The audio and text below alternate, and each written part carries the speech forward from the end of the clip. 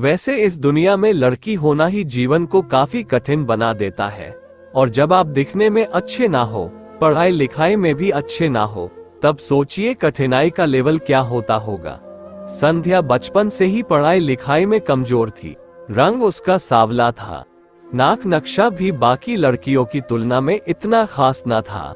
ऊपर से भगवान ने दांतों की बनावट भी टेढ़ी मेढ़ी दी थी। जब संध्या छोटी थी तो बचपन में स्कूल के बच्चे चिढ़ाते, बड़ी हुई तो गली मोहल्ले के लोग उसे देखकर मुंह फेर लिया करते। कोई भी उसका दोस्त बनने के लिए तैयार न था। उसके रिश्तेदार भी कुछ खास उसे भाव दिया ना करते।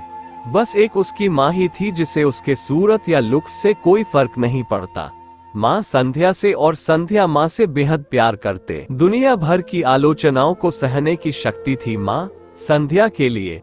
जब कोई उसे डफर बोल देता या जब कोई उसे बदसूरत बोल देता, जब संध्या को शादी के लिए देखने आए लोग उसे बिना पसंद किए लौट जाते, यहाँ तक कि जब खुद के पापा ही उसे मनहूस बोल देते, तब माँ ही तो थी जो उसे समझाती कि लोगों के बोलने से क्या होता है, तू तो मेरी प्यारी बेटी है। भगवान के किए इतने सारे अन्यायों के बावजूद संध्या जीना सीख गई थी। वह खुश रहना सीख गई थी। जो भी गिने चुने लोग उससे बातें करते, उन्हें चुटकुले सुना कर हंसाया करती और खुद भी ठहाके लगाकर हंसा करती। इसके अलावा एक और बहुत बड़ी खूबी थी संध्या की, उसे खाना बनाने में बहुत मजा आता था। और ना सिर्फ खाना बनाने में मजा आता था, उसका बनाया खाना खाकर लोगों को जो स्वाद आता था वो उनको तृप्त कर जाता था। और यह उसमें अपने आप तो नहीं आया था। दुनिया के ठुकराए जाने के बाद उसने अपना सारा समय खाने की रेसिपीज की किताबें, रेडियो शोज और टीवी चैनल्स को समर्पित कर दिए थे। संध्या की तारीफ तो कोई भी नहीं करता, लेकिन उसके हाथों के बने खाने की तारीफ वो हर व्यक्ति करता जो उसे चखता। इस एक गुण की वजह से संध्या अपने आजू बाजू की औरतों में फेमस हो गई थी, क्योंकि जिसे भी खाना पकाना सीखना हो या कुछ नया पकवान बनाना सीखना हो तो वह संध्या के पास आती और संध्या भी खुशी खुशी उन्हें सब सिखाती। उसके पास आने वाली औरतें अच्छा खाना बनाना सीख जाती, लेकिन लाख कोशिश करने के बाद भी संध्या के हाथों का वो जादू जो सबको तृप्त कर जाता वो कोई ना सीख पाता। संध्या की जिंदगी इन्हीं उतार चढ़ावों के साथ कट रही थी। एक बार फिर से माँ बाप ने जी तोड़ कोशिश कर एक फैमिली को संध्या को देखने के लिए मना लिया था, और अगले दिन लड़का संध्या को देखने आने वाला था। संध्या को इस बात की खबर होने पर वह दुखी और गुस्सा हो गई थी कि बिना उससे पूछे पता नहीं क्यों माँ बाप लड़कों को बुला लेते थे और उसका मजाक बना देते थे। माँ ने संध्या को समझाया था कि ऐसा ही होता है, कोई भी बेटी अपने माँ बाप के यहाँ हमेशा नहीं रहती, उसे एक दिन शादी करके जाना ही पड़ता है। अगले दिन संध्या सुबह सुबह ही लड़के वालों के आने से पहले ही सज सवर कर कहीं निकल गई थी। उस दिन लड़के वाले घर आकर माँ बाप को बहुत खरी खोटी सुनाकर गए थे। वैसे भी पापा को संध्या पर हमेशा ही गुस्सा रहता था, लेकिन उसकी इस हरकत ने उनको गुस्से से पागल कर दिया। उस दिन पापा ने संध्या का सारा गुस्सा माँ पर उतार दिया था, यह कहकर कि एक मनहूस बेटी को जन्म देकर भी तुम्हारा मन नहीं भरा था, इसलिए उसको लाड प्यार देकर सर पर बिठा लिया है। हमेशा अपनी बेटी के बारे में गलत बोलने वालों से नाराज रहने वाली माँ आज खुद संध्या से नाराज हो गई थी, और वह अब संध्या के घर वापस आने की बेसब्री से राह देख रही थी ताकि अपना गुस्सा उस पर उतार सके। सूरज ढलने से पहले संध्या घर लौट आई थी। उसके चेहरे पर एक अजीब सी खुशी थी। हाथों में एक चेक था और एक सर्टिफिकेट भी। संध्या माँ से कुछ कहना चाहती थी, लेकिन इससे पहले कि संध्या अपने मुंह से एक भी शब्द कह पाती, माँ ने उसे खरी खोटी सुनाना शुरू कर दिया। गुस्से में माँ बोलते बोलते इतना कुछ बोल गई कि को संध्या ने कभी सपने में भी नहीं सोचा था। माँ ने कहा, बाकी सभी लोग सही थे, तुम सच में मनहूस हो, तुम्हारी वजह से हर कोई परेशान है।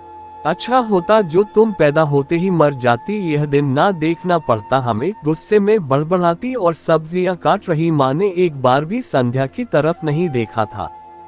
संध्या माँ की बातें किसी पत्थर की मूरत की तरह सुन रही थी। पत्थर की ऐसी मूरत जिसके शरीर में तो जान ना हो, लेकिन आंखों से आंसुओं की धारा बह रही हो। संध्या ने माँ से पूछा, माँ क्या सच में तुम भी चाहती हो कि मैं मर जाऊं? क्या इतनी बुरी हूँ मैं माँ? अभी भी गुस्सा सर पर सवार होने की वजह से माँ ने कह दिया। हाँ। बिना एक पल भी सोचे संध्या ने सीधा अपने कमरे में जाकर कमरा अंदर से बंद कर लिया था। गुस्से में कुछ कर ना ले इसलिए माँ ने तुरंत पापा को इस बात की खबर दी। दोनों ने काफी दरवाजा खोलने की कोशिश की लेकिन जब नाकामयाब रहे तो दरवाजा तोड़ दिया। अपने स्कार्फ से फांसी का फंदा तैयार कर संध्या पंखे से लटक रही थी। ज्यादा वक्त नहीं हुआ था, वह सिर्फ बेहोश हुई थी। माँ पापा ने तुरंत उसे पंखे से अलग किया और बेड पर लेटाया। पापा ने तुरंत डॉक्टर को फोन किया। तब माँ का ध्यान बेहोश पड़ी संध्या के हाथ में पकड़ी एक चिट्ठी और पास ही में पड़े 5 लाख के चेक और 5 स्टार होटल में शेफ की नौकरी के लिए कंफर्मेशन लेटर पर पड़ी जो संध्या अपने साथ लाई थी। माँ और पापा ने वो चिट्ठी खोलकर पढ़ी जो उसने अभी अभी लिखी थी।